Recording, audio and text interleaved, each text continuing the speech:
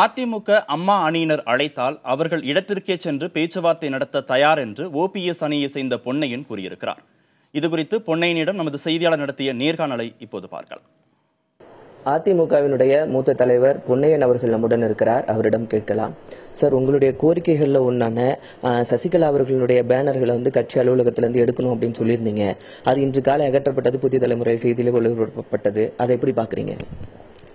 பேனரை அகற்ற வேண்டும் என்ற கோரிக்கை பேச்சுவார்த்தையே துவங்கவில்லை. எப்படி நாங்கள் அந்த கோரிக்கையை வைத்திருக்க முடியும்?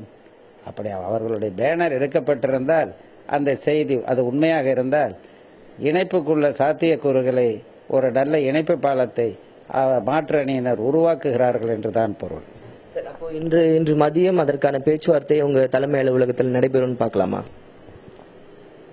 நான் தலைமை கழகத்துக்கு சென்ற பிறகுதான் இதை பற்றி நான் கூற முடியும், எந்த நிலைப்பாடு தற்போது இருக்கிறது என்று. அதிகாரப்பூர்வமாக நேற்று வரை எங்களுக்கு அவர்களிடமிருந்து அழைப்பும் வரவில்லை, தகவலும் வரவில்லை. எங்களுக்கு தொலைபேசியில் தகவலை சென்றால் நாங்கள் ஓடி சென்று அவங்க இடத்துக்கு சென்று பேச்சுவார்த்தை நடத்த நாங்கள் தயாராகத்தான் இருக்கிறோம். சார், இப்போ அவங்க சசிகலா அவங்க குடும்பத்தினரை கட்சியை விட்டு விலக்கணும் அப்படின்னு சொல்லியிருந்தீங்க. அவங்க 2 பேருமே விலக்கப்பட்டதா சொல்லப்படுறாங்க.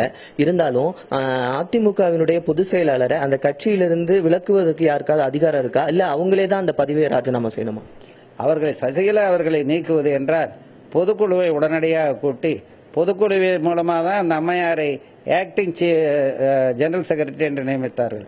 அதே பொதுக்குழுவை கூட்டி ஆக்டிங் ஜெனரல் செக்ரட்டரியிலிருந்து அவர் நீக்கப்படுகிறார் என்று ஒரு முடிவை எடுத்துவிட்டால் அது ஒரே 2 நாள் நோட்டீஸில் பொதுக்குழுவை கூட்டிடலாம், 3 days நோட்டீஸில் கூட்டலாம். கூட்டிட்டு உடனடியாக ஒரு தீர்மானத்தை போட்டு அவர்கள் நீக்கப்பட்டார்கள்.